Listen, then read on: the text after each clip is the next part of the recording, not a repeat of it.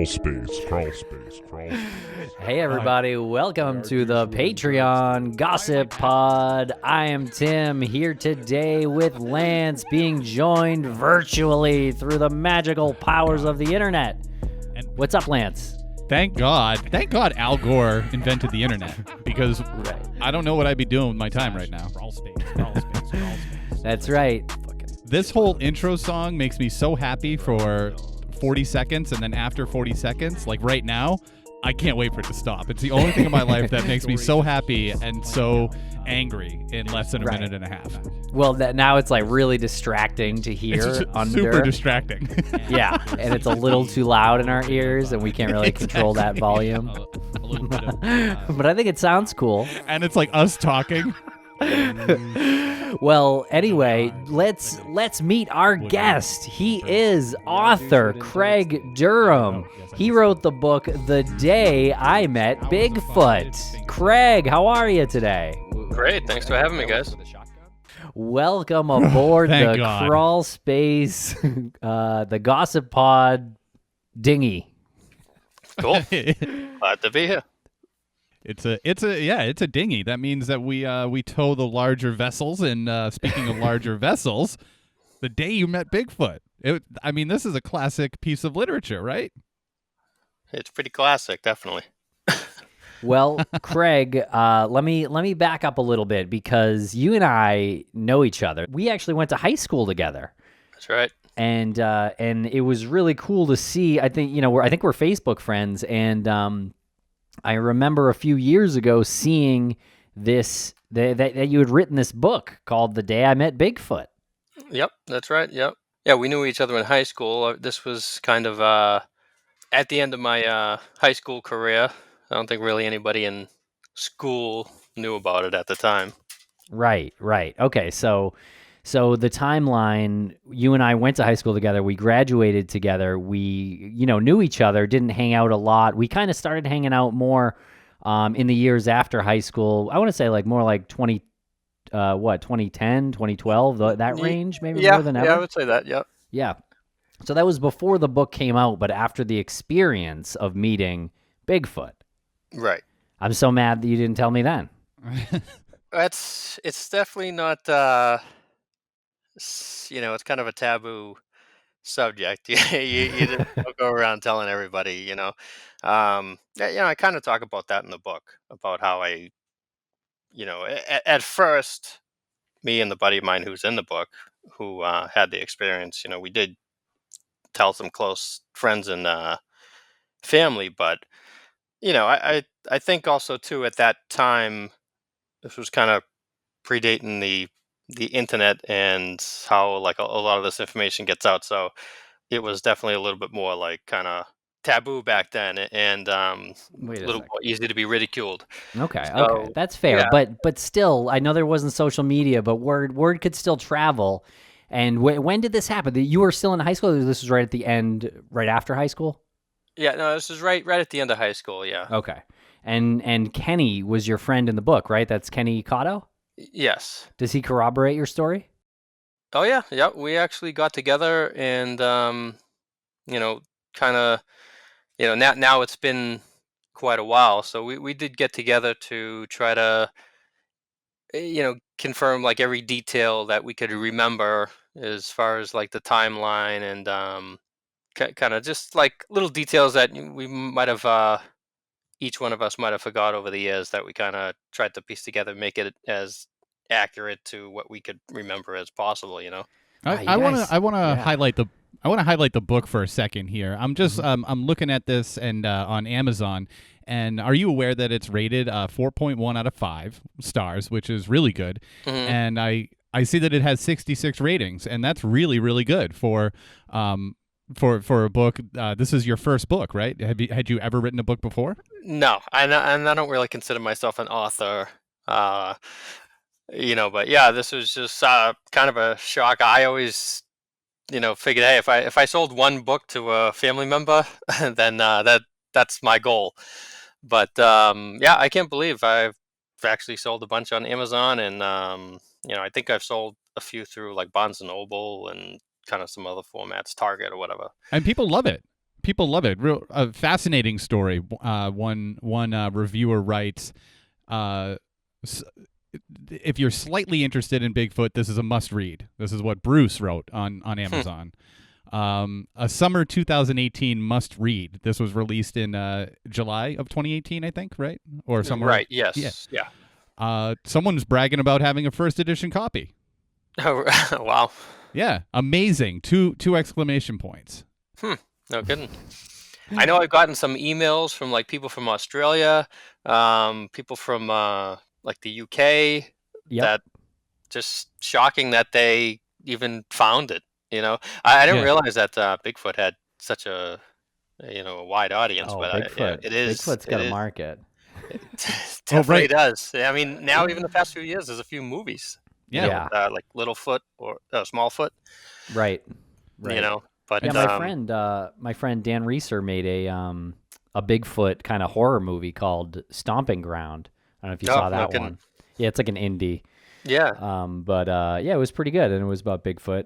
And currently, somewhere out there, Mike Morford is just chomping at the bit to talk to you, because Mike Morford also has a Bigfoot encounter that he is extremely hesitant to share with the world, but he teases it a lot. No, he'll tease it. He did tell us the story, and it's we might as well just tell you now. But he basically heard like a loud growl, like a like that, and him and his buddy hauled ass out of there. He was on like a hunting trip or something like that. And, well, I found too that again, I kind of talk about this how a lot of time has passed and not really telling anybody. But then I got a guy at work was really into Bigfoot, and he's the one that kind of pushed me into it. So finally, I said, "What the heck? What do you got? I was also curious in just kind of the book process of how to write a book and get that out there. So with that, and then finally just kind of getting it out there. It was like I at first I thought, like I said, if nobody cares, if one person buys the book, not that somebody doesn't care about it, but just like people don't know who I am. I'm not Bob Gimlin or somebody, or like guys on the TV. Right. But no, I'm surprised that the response that it has. Yeah. And like, so I really haven't had anything negative. I haven't had anybody email me with like negative, like this is stupid, blah blah. It's been all positive. So to your friend that does have a story, I suggest get it out there, because the people who actually are interested in the subject, they seem to want more information and really appreciate it. Right. Well done, Craig. Congratulations. The book is great. I read it, and I loved it. I devoured it. I read it in like a weekend. Awesome. Yeah, it was really great, and it was fun because I know some of the characters in the story. You obviously, Kenny. I think I was on a baseball team with Kenny back in like Babe Ruth. But so I feel like you guys kept a really tight lip about this, because like that Medford's not huge, and even though there's no social media, like that word could have easily spread. And I was someone then and now, if I had heard a story like that, I would have remembered and I would have asked you about it. Right. Well, you know what it is too? It's like, I think it's something that you might not realize that someone's like into, unless you like, for some reason that subject comes up. Like if someone's into ghost hunting or something like that, it's not something that you just go around telling people. But if, who knows, you're sitting around one day and somebody has an experience or something, then it comes up. And again, it is kind of a, an off the wall subject. So yeah. Like I said, I kind of talk about why we never really kind of go out of our way to tell anybody. Yeah, well, I'm fucking mad. Oh man, the crowd goes crazy. When Tim swears, the crowd goes crazy. Yeah, I love it. Yeah.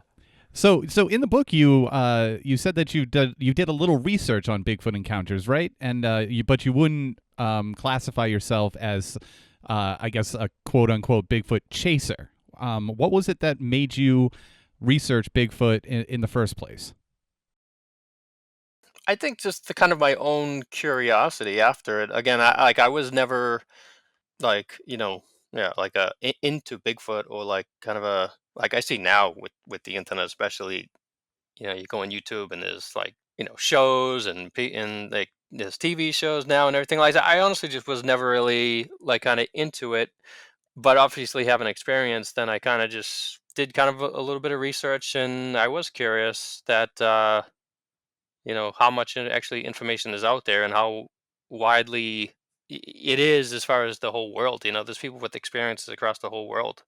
There's actually like different names for Bigfoot basically in every country that go back, uh, you know, thousands of years. Yep.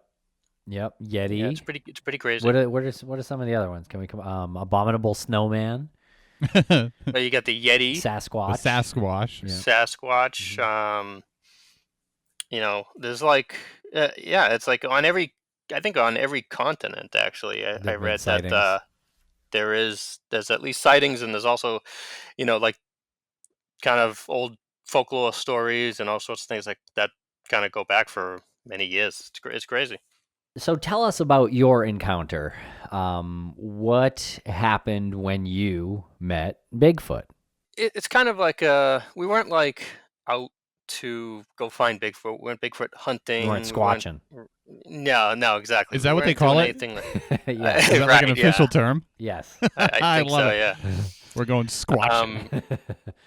Yeah, and I haven't done any of that like since. This is kind of just a once in a lifetime experience. So basically, in a nutshell, me and Ken, we were big mountain bikers at the time, and so we were always mountain biking up where we live in the Yep. Boston area, kind of up New Hampshire, Maine, all that stuff. Bragger. So we were out in California and helping my brother move from one part of California to the other, and so he happened to have a couple mountain bikes.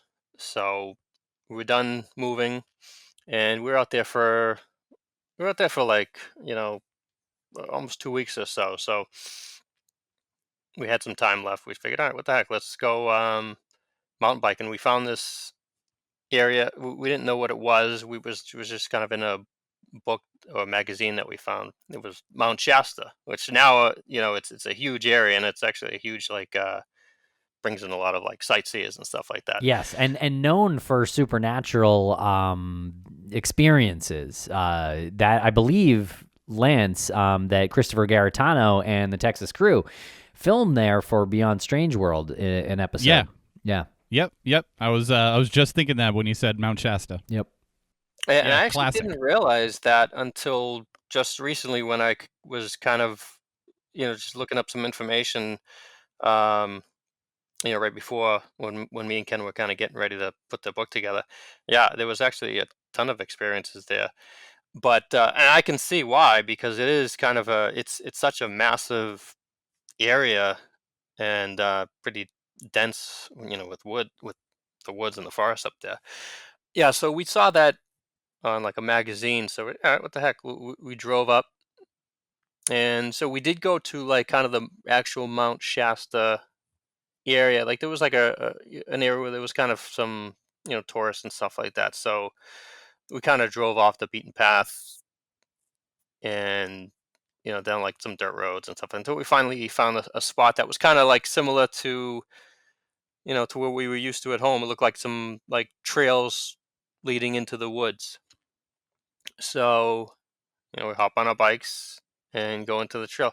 And also too, we were kind of naive and kind of stupid at the time, that we didn't realize how big of an area was, or that this particular area, as far as land area. Because again, in Massachusetts or New Hampshire, if you're riding in the woods, there's such a small area that if you went in on a road and you drove around for a few hours, you'd pop back out on another road somewhere, like a route, or you see a highway or something like that.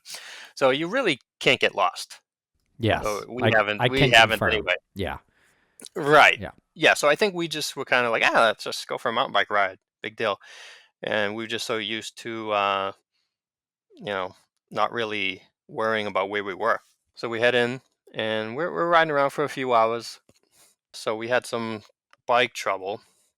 So we're kind of on a trail, and again, Sorry, I'll cut the music. we're in for. I don't think there's ever been a more perfect placement of that, more perfect drop of that music. Yeah, it's perfect. You. By the way, you can continue your story. By the way, I'm riveted. You have a really genuine way of telling a story. Oh, So, good. Yeah. Well, this you know what really it is fun. too. You can't just say, "Oh yeah, I saw Bigfoot in the woods." There he is. Yeah. Yeah, there's You gonna be know? a little build up. Yeah. Yeah. Is the music and too also distracting? again, no, it's fine. Okay. Go ahead. Turn it up. Yeah. Yeah. So there we are. We're on the trail, and I got my bike. If you ever worked on a bike, sometimes you'll tip it upside down to kind of pull the tire off, and so I was messing with the tire, and my water bottle that's connected to the bike kind of falls out, rolls down the hill, rolls down the trail a little bit. So I go down to grab it. I kind of hear a noise. I look up, and there's a Bigfoot right there. I didn't realize at first. I'm like, oh, it's a bear. And, you kind of step back and kind of catch yourself, and then you realize, wait, this is not a bear. Okay. How far away was this? So you're on the trail. A bit of trouble with the bike. Your Yep. water bottle falls out. You aren't even thinking you're going to see an animal, right? You're not even No. concerned about that. No, it just startled. Just like I mean, there's always animals in the woods, Yeah. but you kind of know if it's like it's just a subconscious thing, but you could tell it's like a big animal. Yeah. How far away was it? Yeah, it was probably about like 10 to 15 feet away. Shit. Could you smell it already? No, we didn't. We didn't really. I see that that's a common thing, but no, we didn't really have any sort of smell. And how close the- did you end up getting to it ultimately? Yeah, that was about as close as we probably ever got. 10 to 15 feet? Yeah. Okay. So you were still, even back then, you were social distancing. That's really Yeah, responsible. exactly. Yeah, before it was cool.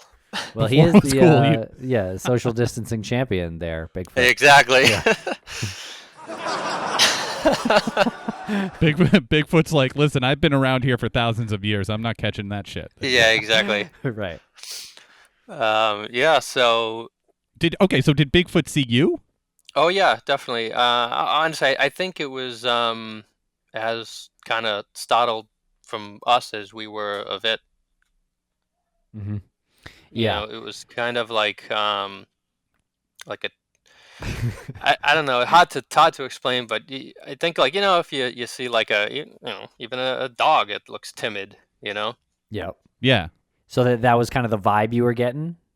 That was the vibe, and plus I was as well, but I kind of at this point kind of like motioned for Ken to come over, and because he's like kind of a few feet up the trail working on his bike, and it's like I'm just kind of frozen there.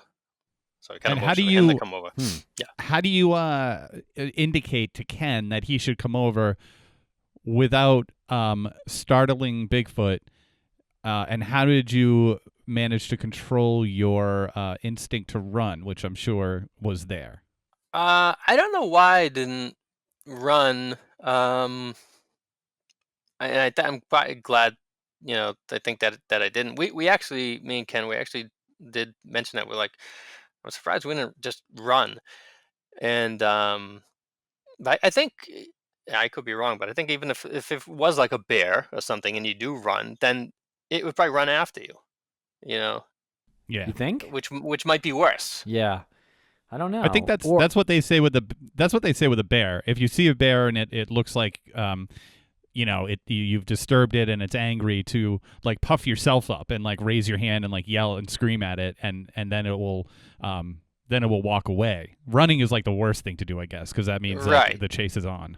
I thought you were supposed to blow an air horn. Yeah. It also wasn't like I know this is kind of weird to say, but it wasn't like a big scary animal looking. Like we didn't really have that sense that like this thing is like a big, this thing's ready to.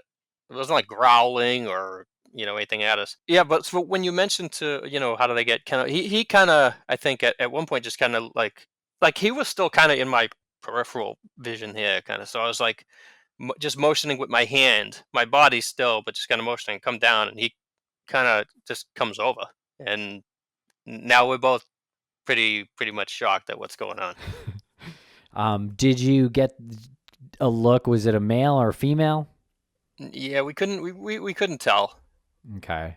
And but so you didn't get the immediate instinct to run, it seems like. No. So there was something No. about this this animal that was not so threatening to you. It wasn't threatening. Maybe it was a little curiosity as well.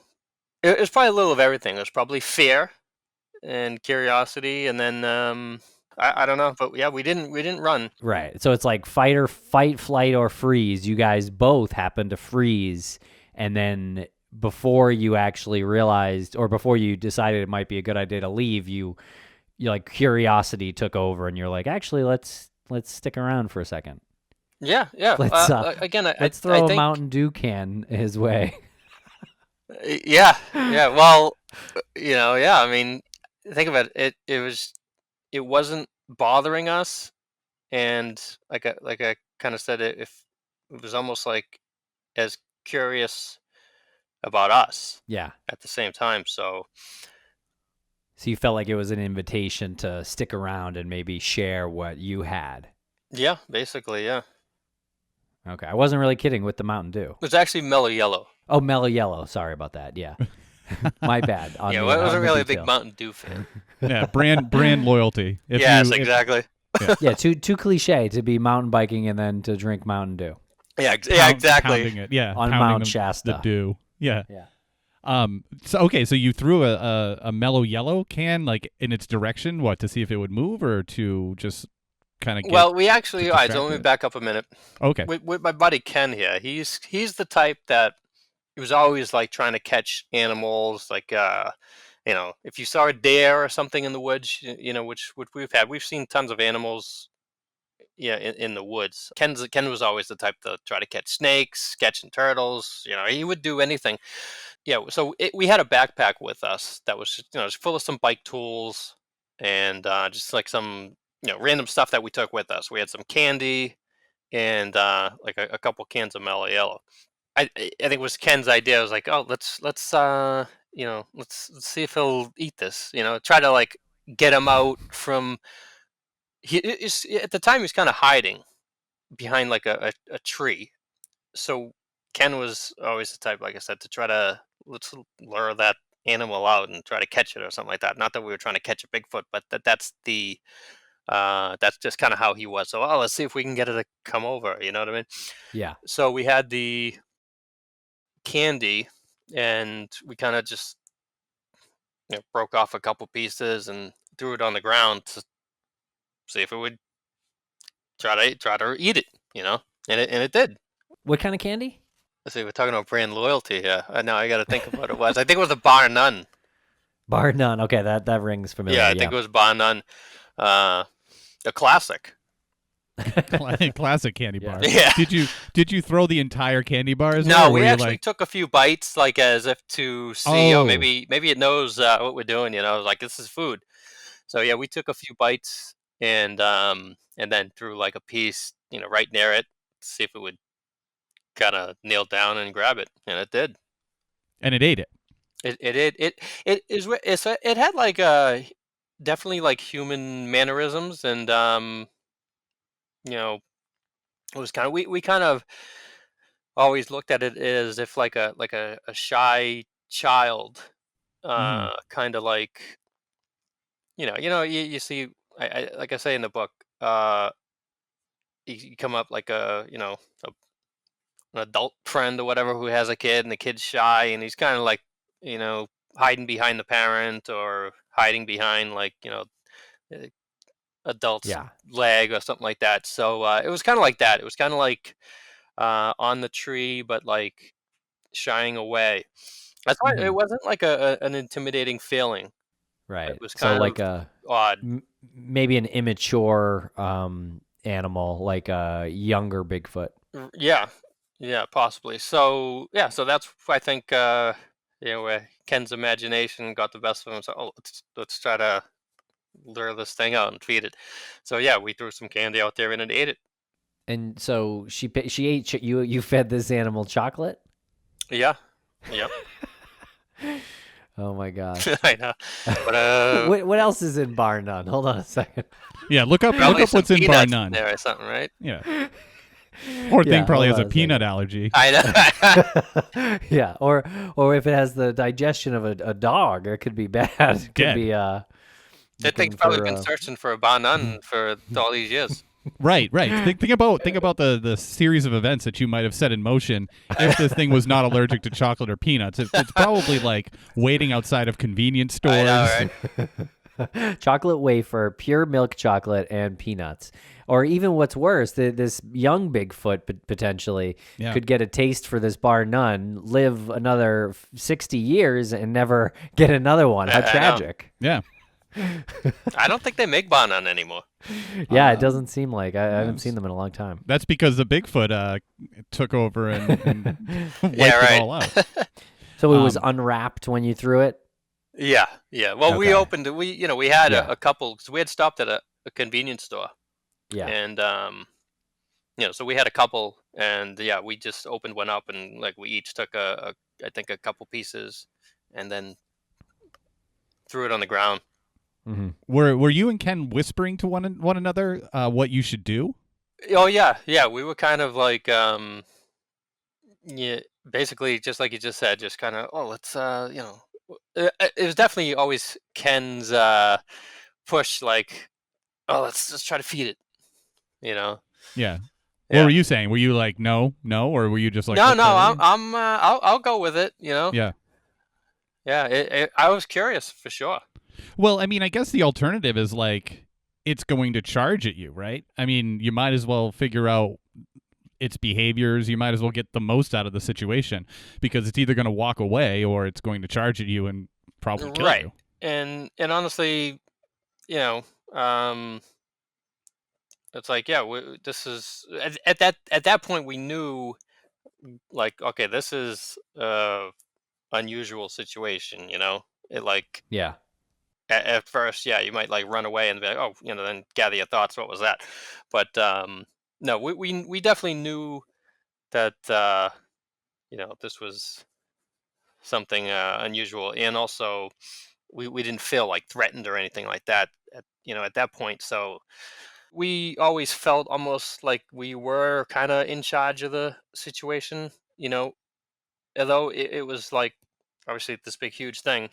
It's kind of attitude was very, like I was saying before, kind of timid towards us. So yeah, we did feel like we were kind of in control of the situation. Yeah. Now, how tall was this Yeah, beast? it was probably like 7.5 feet or so, I think, I would say.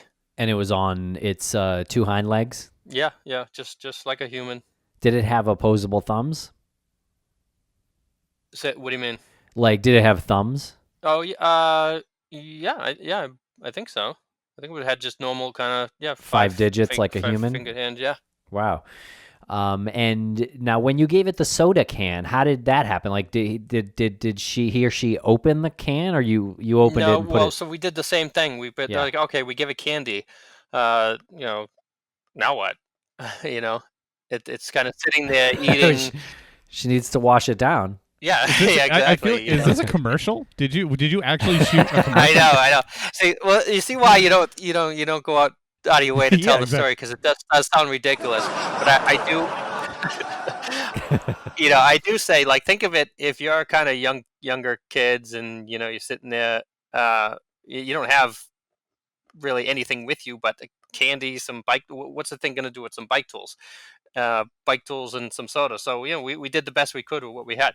So yeah, we basically had a can of Mellow Yellow, and we did the same thing. We opened it up, and we each kind of took took it to a mouse like it's food, Yeah. And then Ken kind of went down and he got a little closer to it and kind of tossed it next to it to see if it would pick it up and drink it. And it did. Right. It definitely attempted to. It was more kind of made of a mess out of Yeah. itself. Did it get a taste though? I definitely got a taste of the mellow yellow. Thing probably came down, like had a sugar crash like a half hour Yeah, later. sugar. Yeah, exactly. Well, so this is, these are parts of the story where it's like, okay, I don't know if everyone would have done that. Like we said, fight, flight, or freeze, and you guys both froze, and then you started feeding it. You also didn't have to follow the animal, but you did. I like that, Tim. I like that. That it's like the fourth F in there: fight, flight, freeze, or hey, we'll just feed it. Yeah, and then follow. And then follow. And then follow. Yeah, okay, It's five the five Fs. Fs. Right. Oh my right. God, Well, that's your so again, sorry. That's your next book, the 5 Fs of meeting Bigfoot. Yeah. Well, so we are on vacation. We got nothing to do. We got nothing better to do, and we're curious. At one point, it kind of just gets up and walks away. It kind of we're on like a ledge. It's a trail kind of around a bend, and it's kind of on a like a ledge. So this thing kind of just kind of gets up and walks kind of over this little hump and starts walking away. So we're like, okay, Shrug. let's see where it goes, right? Okay. And we're obviously keeping a safe distance. How far at this point? We're probably like, well, you know what it was? It wasn't that we were trying so much to keep a safe distance, but it was just difficult to follow because this thing could move through trees and brush and like kind of walk through anything. It didn't. We're like we have shorts on and t-shirts, so we're having to walk around bushes and this thing is like walking like straight through stuff. So we kept up with it as much as we could.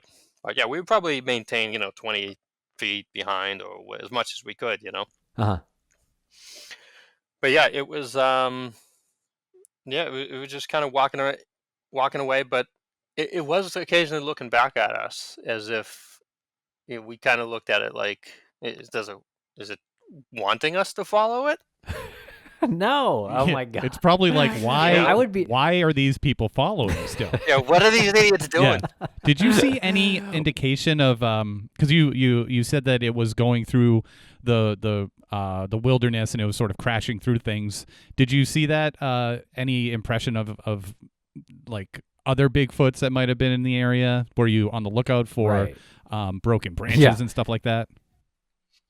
No, we weren't really thinking of probably anything about that. Like, and I wouldn't say like it was crashing through these things like a crazy person. It was just kind of walking probably at its normal pace, but with definitely a big long stride. But it could just like kind of push stuff away and walk through like probably naturally. It was a little more difficult for us without getting ourselves all cut up. If there's no trails like in that area, it was pretty kind of densely as far as the trees, and there's a lot of like trees with sharp branches and stuff like that. There's no trail to go on. It was kind of difficult for us to follow along. So even if there was broken branches or something, honestly, we wouldn't have noticed. Right. Now here's weird theory time. Because I'm just curious, like how much research you've done afterwards, and do you think some people say Bigfoot is an interdimensional being, and I want to get to all this, but I'm wondering if you were perhaps hypnotized by the animal in some way, because I have to say some of these decisions are very questionable. What do you mean, like literally hypnotized? I don't know. Like people, some people even go as far as to say Bigfoot's an alien. Like I don't know where you fall in all that stuff. I don't believe definitely in any of that stuff. I don't even really consider myself like a Bigfoot guy or a ghost guy, alien guy. It's interesting stuff, but yeah. Now I have in my research, since I have seen that is you get all these kind of off the wall stories, and I think that's kind of what makes it such a more of an off the wall subject, that this all of a sudden it's a time traveling intergalactic Bigfoot that came to a black hole and took us with it. But No, I don't know. I think it's probably just something that there's probably a few, you know, a small population of it that has managed to survive in this kind of. I mean, it's Hmm. definitely in an unpopulated part of the Yeah. country. I could see why, I mean, we had a hard enough time finding our way out of there. So I could see, I see now when I look on a map, like having the sense of being there, plus just the vast area that's kind of um, populated as far as the Pacific Northwest. I mean, I could see how anything can survive up there if you have you know, obviously like an animal that can survive in that type of wilderness. If you've adapted to it, I could see Yeah. how you could survive and be kind of reclusive. That's for sure. Has anybody reached out to you regarding this, as far as other Bigfoot hunters or Bigfoot enthusiasts? Um, well, yeah, definitely. I've gotten. I've been on a few podcasts. I did a show in the UK, and like I said, I've gotten some a lot of people that have emailed me and wanting to know more. And I got some people that have had their own experiences and have said, oh, thank you for writing this. And I had kind of a I've read like long emails of people who've had their own experience, and and all sorts of people just that were kind of fans of the topic that have reached out to me. But yeah, no, it's like I was saying earlier, I'm really shocked. I didn't really realize how big of a following that it had. Yeah. Yeah, And it's crazy. did you do an interview with Coast to Coast, or did I make that up? Not coast to coast. I did do. It was the former coast to coast show. It was Midnight in the Desert. Oh, okay. Was this one of the hosts or something? Yeah. Oh. Can't think of the name of the top of my head, but Oh, okay. yeah, yeah, the radio show. Yeah. You know, there's a guy who he does the coast to coast show. Yeah, yeah. They have a few rotating hosts. Like Dave Yeah, Schrader, I know, does his own show. He does Darkness Radio as well, and yeah, then yeah. he'll. That's what it was, Dave Is that the Schrader. guy? Yeah, yeah. Yeah. Lance talked to him too, actually, about Maura Murray Oh my years ago God, yeah, on that was Okay. fun. on Darkness Radio. Yeah. Um, Yeah, yeah, so yeah. I have heard some Bigfoot people call in on the coast to coast and stuff like Oh that. yeah. There's definitely some wacky off the wall, but who knows? Yeah. You never know. Yeah, because he's so reclusive and elusive that it sort of brings the conspiracy theories out in people. Oh, it's got to be, he can't be just there all the time. He's got to be interdimensional. He'll pop in once in a while, or he's got to be a time traveler or an alien. He can't be this extinct ape relative, Gigantopithecus, which is my personal theory. Yeah, and I've also have seen that there's been different species of like gorillas and stuff that have even been found just in the past decade or so that were thought to exist that didn't exist. There's Right. things that in like South America and all sorts of stuff that they still find today. So you know Absolutely. Yeah. did So yeah, I'm you thinking it's one of those. Yeah. did you try to take any evidence of this encounter somehow?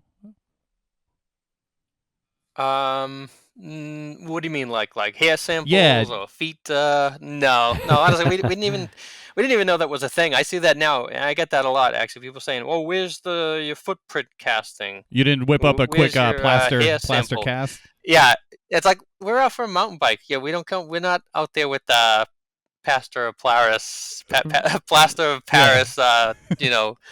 Mixing compound. Yeah, I've had some people say that, like, as far as anything negative, like that's kind of is extreme as it gets. But Right. yeah, no, we weren't out there to Bigfoot. We weren't Bigfoot hunting or anything like that. It was just kind of a freak thing and making decisions on the fly.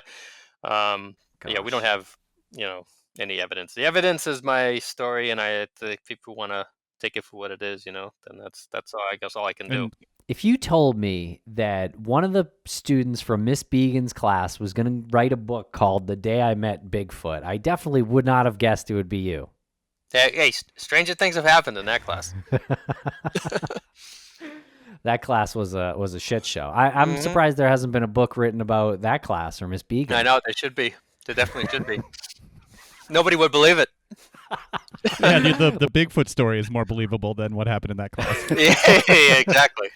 Lance, there were like ages of people at Medford High went through this English 2 or English 3 class with Miss Beacon, and the poor woman just wasn't up to the task. No. Just taken advantage of by generations of inhabitants of Medford, Massachusetts. Oh my God, the poor woman probably has PTSD. Oh yeah, I think she's still there.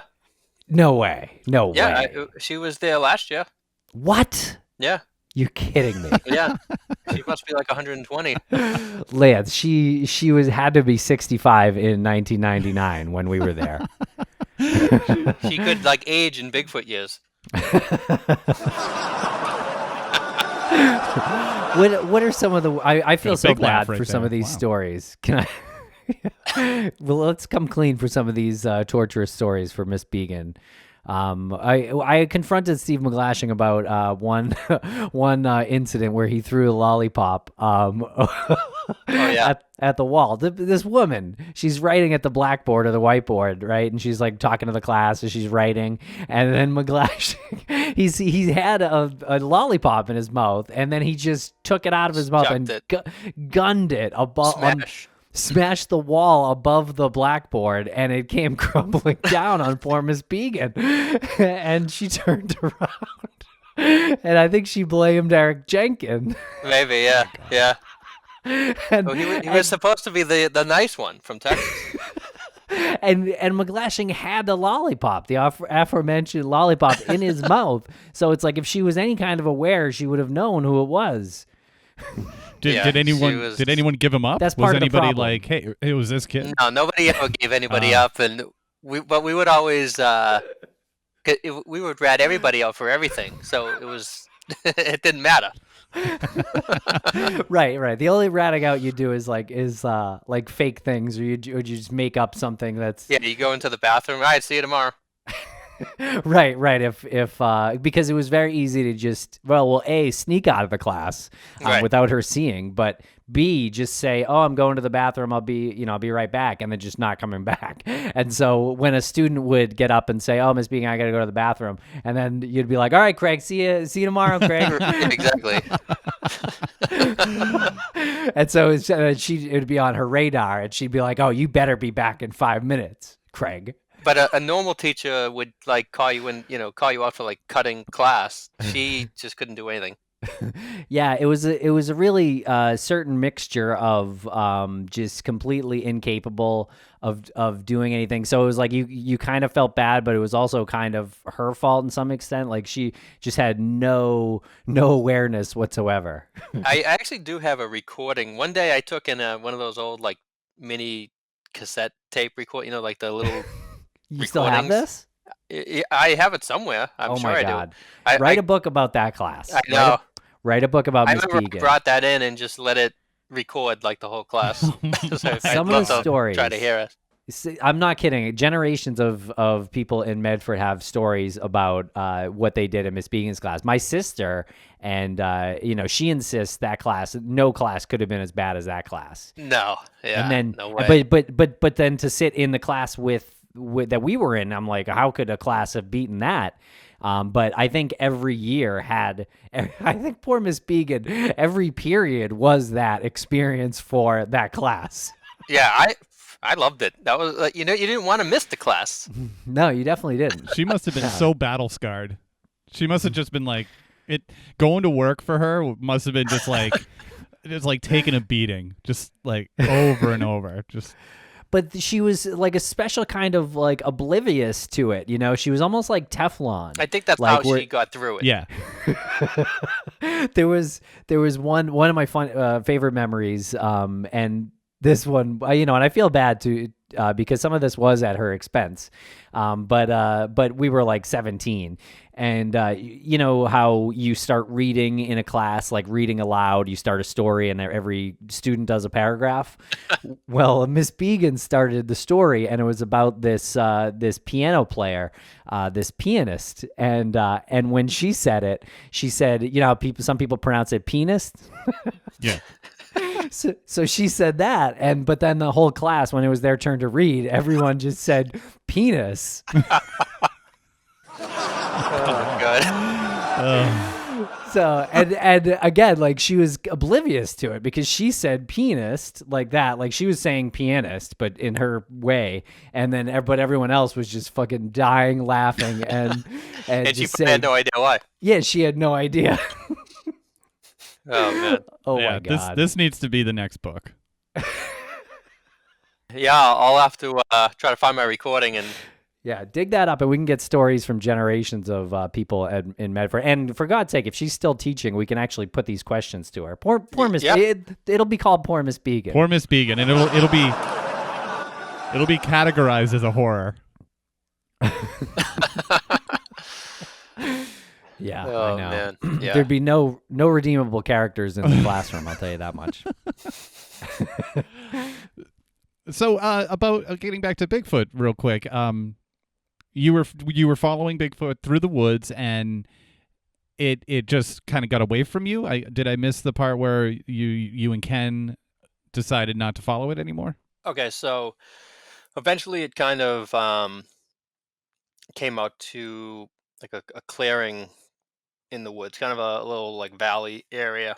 It went up to, it was like a stacked pile of logs, like, you know, almost like tree trunks. It wasn't like, you know, manufactured logs or anything like that. It was like actually like stacked trees. And which we thought was weird because like we're in the middle of nowhere. There's no machinery here. There's nothing to kind of do this. So we thought that was weird. I don't know if maybe it had something to do with it, or there was, you know, maybe other Bigfoot or something that could move these things. But anyway, it kind of went up to these logs and it was moving some stuff around. And so now where we are, we're kind of just off to the side and kind of watching it. It's like, okay, what the heck is this thing doing? You know, and so we could see that it was like moving some logs around, and it had kind of like a collection of. If you saw it, it would just be trash. It was like human trash, you know. So like, what the heck? What is all this stuff? So there was like, you know, beer bottles and just like junk. But it's like, so we were. Was this thing like finding stuff in the woods and collecting it? You know. Um, Now, when we gave it that mellow yellow can, it actually took it with it, so and carried it, and basically, we were like, "So is this thing bringing our, you know, the mellow yellow can to its collection?" And so we're just kind of watching this thing, and now it's at this point it's not paying attention to us like it was, uh, kind of doing its own thing. Yeah. So, you know, we're just off to the side, and now like now we're wondering, all right, well, what do we do? You know, now we're, you know, we still have to go back to like our rental car, and we got to go back and we got to fix the bikes. We don't have our bikes; they're left on the trail because they weren't working, and we're, you know, running towards this thing. So, kind of making a decision. All right, what do we do? Do we stay here? Do we follow this thing? And then, kind of at that point is when we hear this like running, rustling noise coming through the bushes, through the trees, and we're looking around like, what is this thing? What is this noise? And then that's when the Bigfoot we were following just got up and like took off. So we ran the other way. You know, it was just like an instinct thing, and so we ran probably, you know, a mile away or whatever it was, and we finally kind of get to a rock and catch our breath. Like, you know, what the hell was that? We both ran just out of like uh I don't know, probably just like I said, instinct, because Bigfoot ran, and then we didn't see anything. But now we kind of catch our breath. We're like, what the hell is going on here?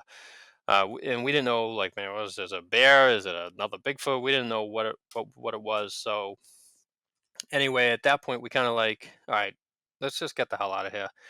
Um, let's figure out, let's go back to the bikes. But now is where it kind of gets a little rough for us, because so we try to backtrack towards where we just ran from, but kind of, taking it easy, going slow, because now we don't know what's out there. And now we get lost because we ran, and again, there's no trails, there's no sense of direction. And so we're kind of now trying to find our way back, at least to the pile of logs, so we can maybe find our way back to the bikes, to which way we came. And now walking around an hour or so, we're totally lost. um it's kind of getting late, sun's going down. Now we're in trouble. We can't find the bikes, we don't know where the heck we are, and we don't know what's out there. So yeah, at this point, we're totally lost in the woods in the middle of nowhere. Basically, the rest of that day, we're just trying to make our way back to the bikes, is trying to find any rememberable location, tree, or anything. We never could. So we decide to just basically, let's kind of just hang here for the night. That the spot that we found, hang here for the night, and wait till the next day, and basically start all over again, look to find our way out of there. So that's what we did. So basically, that day kind of ended like that. That Bigfoot took off. Something, we don't know if it was chasing us or chasing it, and then yeah, so we just kind of hunkered down for the night. And then, so the next morning, now we're just kind of trying to get an idea of what to do. So we decided, all right, let's look for like a high point, like a hill or a tree or something, like something we can just get some elevation to see. Maybe we can see where we are. And so now, honestly, throughout, like, it almost took like the whole day. We couldn't. It's like dense, huge trees. You can't see over anything. And again, we never could find our way back to the bike. So later in the afternoon, we do finally find kind of a tall. I guess it's a mountainous region, so you're already in some good elevation. But it's kind of basically like a I guess maybe a hill, but it's basically it's a mountain. It's on top of like one of these kind of mountainous areas. So we make our way all the way up to that, where we do finally have like a clearing, and we could see down. At this point, by the time we get up there, it's dark. So we've actually been walking around all day. And it's getting cold. So Yeah. We know yeah, something so about long hikes that get cold and you have to leave at night. yeah, and uh, you know, I've actually one of the someone who actually read my book had said, "Hey, have you heard about you know David Paulides and the missing 411 and all that stuff?" And I actually did, and I knew about that before, but I had never really read it so much as though, I kind of got into it when I've had some people say, "Oh yeah, you got to check this out," because there's actually a similar situation. I can totally see how people do get lost and just you know don't find their way out, and people do go missing. Because honestly, it was just like it's so dense in there, and it's so hard to there's not much for your sense of direction, and like we've never been there before, you know. Yeah, so it was definitely, we had always been, or at least felt, kind of fearless in the woods. We'll make our way out of here. Well, but now a whole day has gone by, and reality is definitely set in. Like, all right, we really got to find our way out of here. So yeah, I think that drive is what just kept us going all day. And like I said, so we get up to the top of this kind of spot that we're at where we could actually see down, and you couldn't really see anything other than down into a valley. So we're sitting up there, and we're like, "Are those headlights?" We see down, so we do see lights that are kind of flickering through the trees. Like, there's got to be a road down there. Uh, so all right, let's just go. So we basically started to run towards that area, as fast as we could, and um, so finally, late that night, probably or early the next morning, we get to that spot, and it's kind of a like a riverbed area that we finally got down to, and then like we know there's a road somewhere 'cause we could see the headlights. So now we're kind of searching around. Finally, we're walking, and we finally make our way up to a like a small road, like a mountain road, and now we're sitting on the road, and we're just glad to be on the road. Someone's going to drive by at some point. So like just seeing Yeah. the road Yeah, was you're probably the greatest saved. thing. Right. Yeah, Yeah. yeah. After a whole day of yeah, it was nothing. And that was the worst. Honestly, the worst like experience. The Bigfoot part was interesting, but it was like our minds were like racing with just like curiosity and everything. That was no, it wasn't so much like a sense of danger. Like I said, the real sense of danger was when we couldn't find our way out of there. Yeah, were you guys like kicking yourselves after that? Were you like, oh, we're so Um, stupid or something? we Like, no, why did we do that? we were never like re never, I think, has we've ever said, "Oh, we shouldn't have followed this thing." Oh, no, there was never any Yeah, regret of that. Everything good. worked out in the end. I mean, we're Right, here today. right. But But during at that time period, were you that pissed? Yeah, moment, yeah, we were like, we were just kind of, I think, concerned about finding a way back. We never blamed yeah, each other. yeah. We That's never, good. uh, yeah, we were never upset about the situation. We were just probably, we were scared. We were Yeah. young kids, and we're from the city. We're not from the woods. Did you You ever know. did you ever think that you were being followed by it? Um, no, I don't. I wouldn't say so. Good question. How about Yeah, just no, watched? no, we Did you didn't. think was there any sense of We, being watched by anything? no, not really.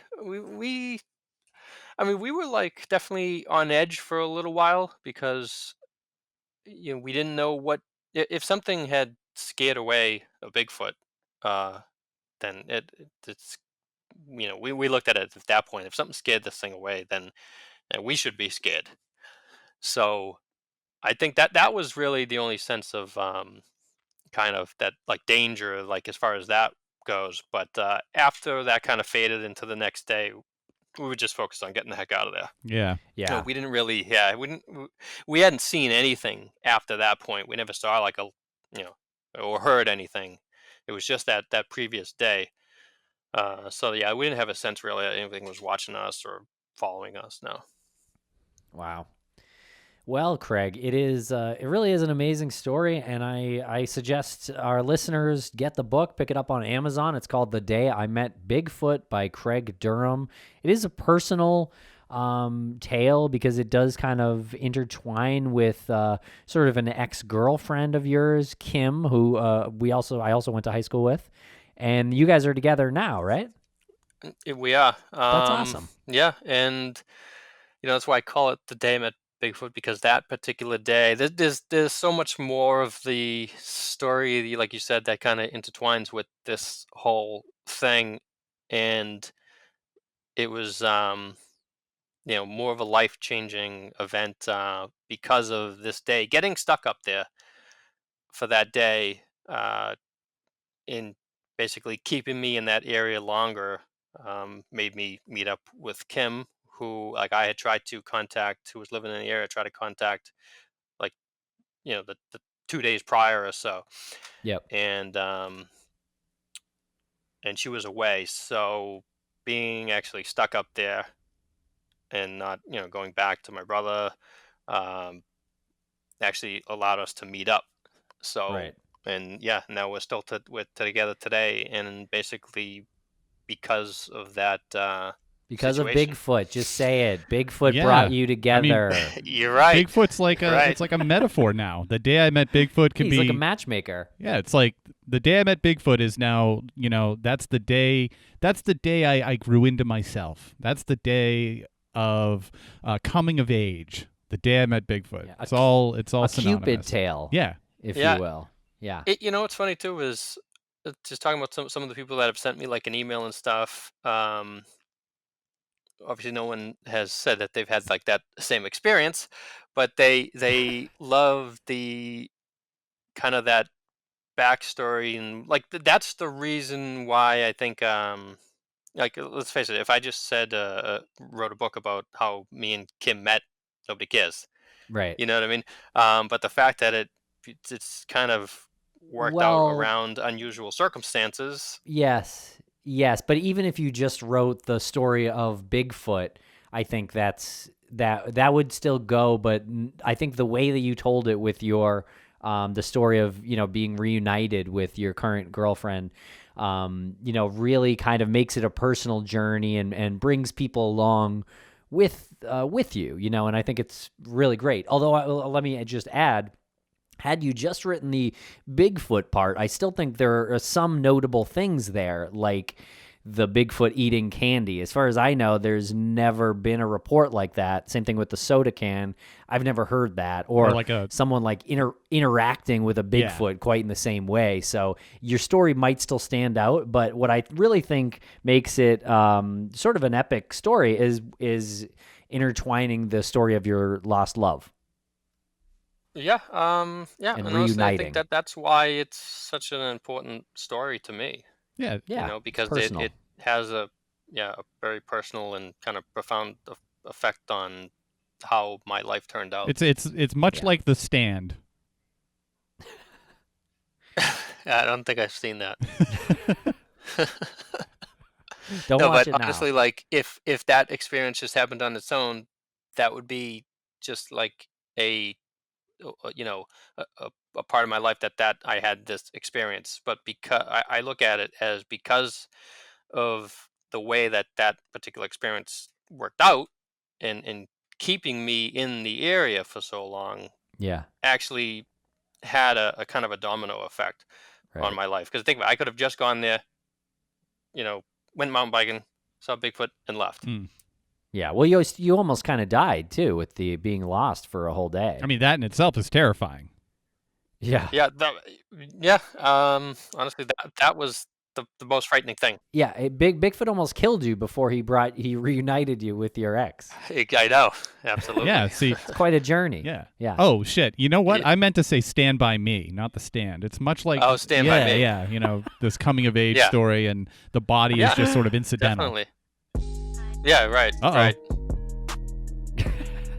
I could see that. Stand by Me. Yeah. Yeah, That was is- a great one. That's the outro music. We're getting the wrap up sign here. All right. Our producer's giving us the wrap-up sign. Well, thank you very much, Craig. This Yeah, was thanks for having me. a ton of fun, reminiscing and talking about Bigfoot and your fantastic book. Again, it's called The Day I Met Bigfoot by Craig Durham. Check it out on Amazon or wherever books are sold. Craig, we should talk more about Miss Began some other time. That was fun. Yeah, definitely. I was just gonna say, if Miss Began's listening, God bless your heart. Jabronis. Oh, she's I know. definitely listening. I feel terrible. Please no. You feel terrible, but you wouldn't take it back. No. Just keeps. Well, how could it change? How could you go back and change a 17-year-old's behavior, make him more compassionate towards a teacher? There seemed to be a little bit Miss of, Began encounter. There seemed to be a little bit of. All right. Well, Miss Began changed our lives too, I'd say, Mhm. in a lot of ways. Absolutely. We are. Yeah. Definitely. I'll never forget that story about that pianist. I'll tell you that much. Just hearing stories about Miss Began changed my life right now. Hours of fun, right? All right. Well, thanks for listening, everybody, and check out the book. For Thanks, a guys. couple of people